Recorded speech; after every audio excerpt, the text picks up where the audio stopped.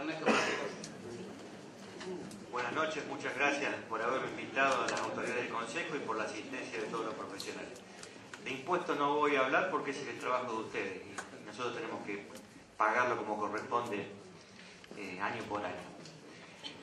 Recién cuando llegaba a esta amable reunión veía carteles nuevos que convocaban a hablar de Córdoba, hablemos de Córdoba. ¿Cómo? Entiendo yo, también se basta de silencio, pero fundamentalmente eso de Córdoba, como sacando el tema nacional. Y sinceramente tengo para mí que no se puede hablar de Córdoba si no se habla de la nación. Es inescindible lo que los diputados nacionales pueden hacer en el Congreso en orden a la situación que le queda a Córdoba y que puede llevar para adelante y para su futuro. Y por eso, evitando por ahora al menos el tema impuestos, entiendo que la cuestión de la coparticipación federal es uno de los ejes centrales que hace a la vida económica nacional y a la vida de Córdoba y que va de la mano con lo que se puede hacer entonces legislativamente en la nación. El diagnóstico ustedes lo conocen sobradamente.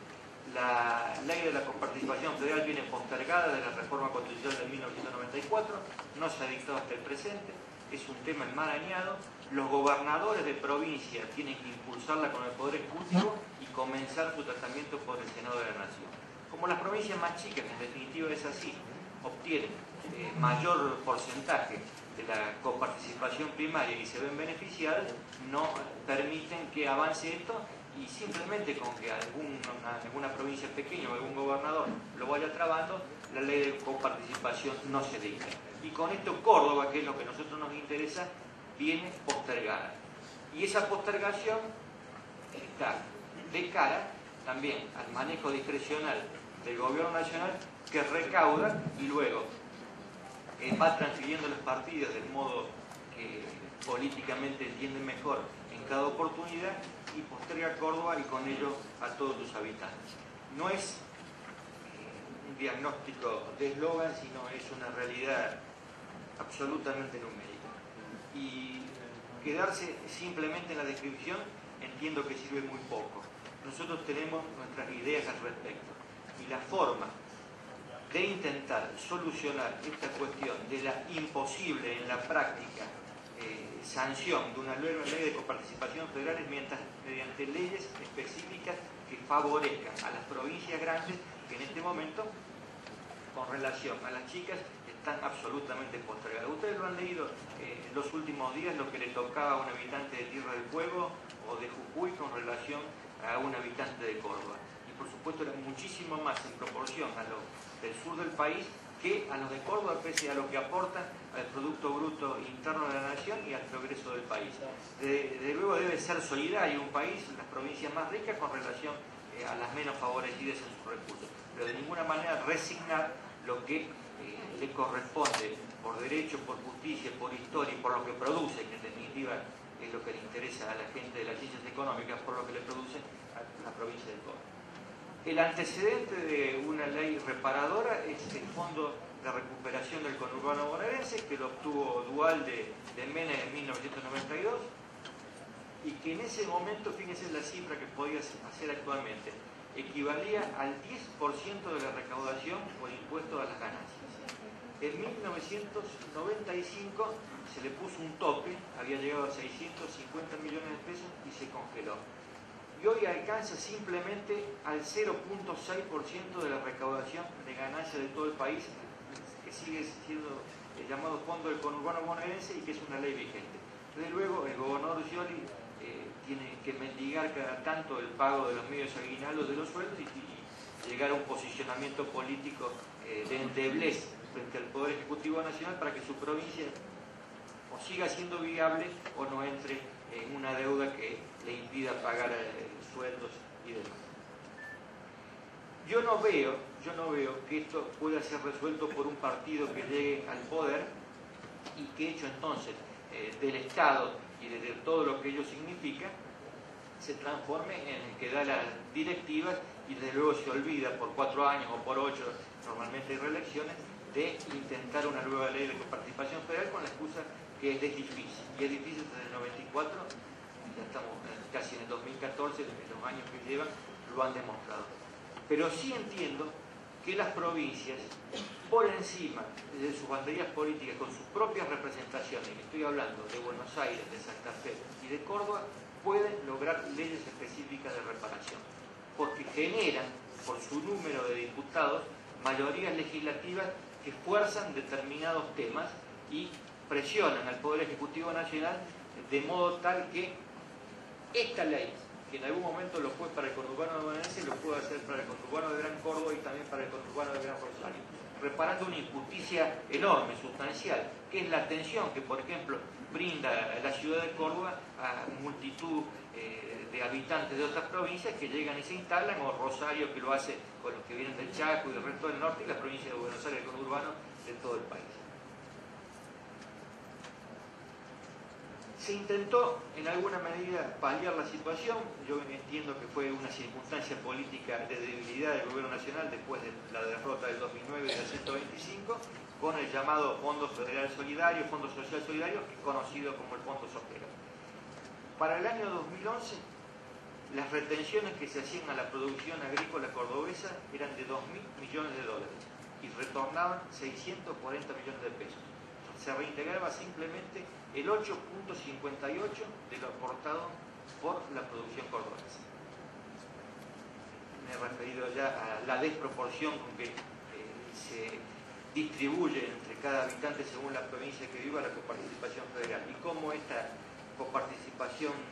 secundaria, coparticipación federal secundaria de 70 y 30 lleva a que el 70%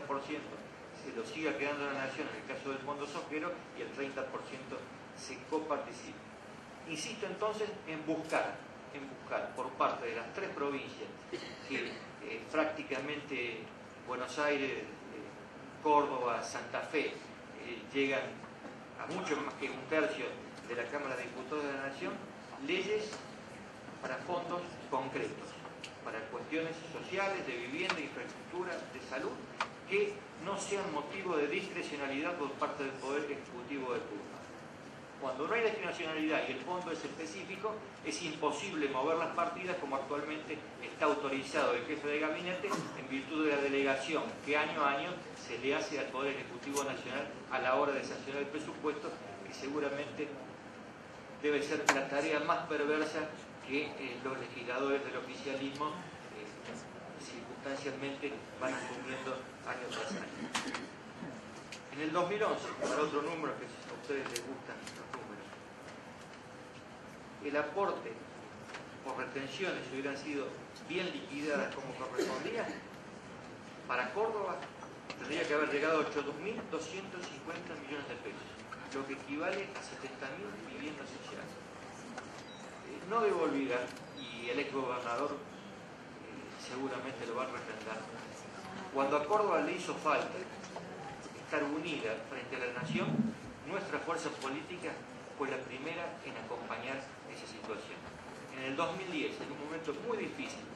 para la provincia de Córdoba, ya había la presidenta de la nación vetado el 82% móvil,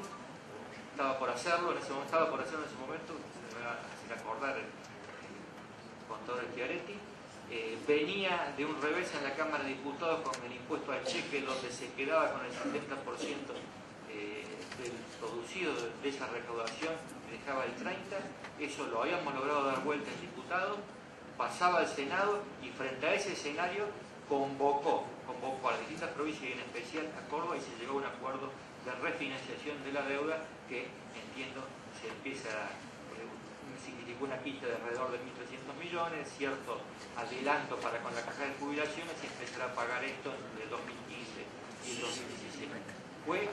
un acuerdo de partido que favoreció a su vez a distintas provincias argentinas, pero fundamentalmente a las más grandes y a aquellas que reconocían una deuda con la nación a partir de situaciones del pasado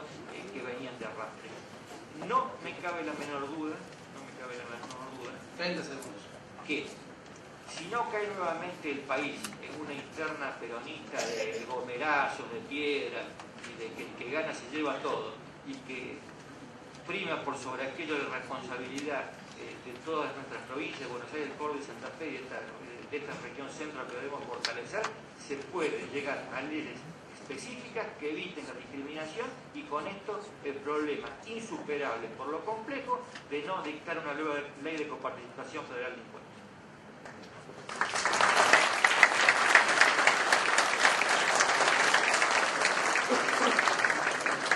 Antes del turno de Oscar Aguad, le hago una recomendación de silenciar o poner en vibrador los celulares.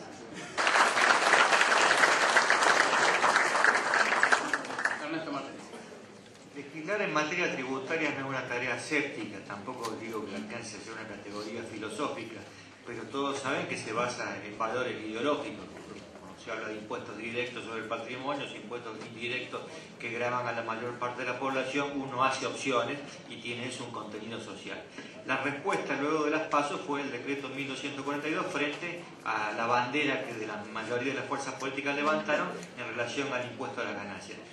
No resuelve absolutamente nada, sino que atrasa la cuestión porque la inflación rápidamente va a volver a poner las cosas en el mismo lugar. También levantamos nosotros la posibilidad o la necesidad de gravar la renta financiera y frente a eso la respuesta del Ejecutivo fue que tributen más las pequeñas y medianas empresas, 10% más de sus dividendos y la compra y venta de títulos que no cotizan en bolsa y poniendo en la misma bolsa a los grandes con los pequeños. Hicimos campaña con aquello que el trabajo no es ganancia, pero mucho más con que la jubilación no puede ser nunca ganancia. Y nuestro proyecto, en ocasión de que se trate este tema específico en la última sesión de la Cámara, era que hasta las jubilaciones máximas de ninguna manera podían tributar ganancias. Solo quedan para tributar ganancias las llamadas jubilaciones de privilegio, que solo son 32.000 en el país, conforme a lo informado por el director general del ANSES. Esto lleva a que todo tipo de jubilación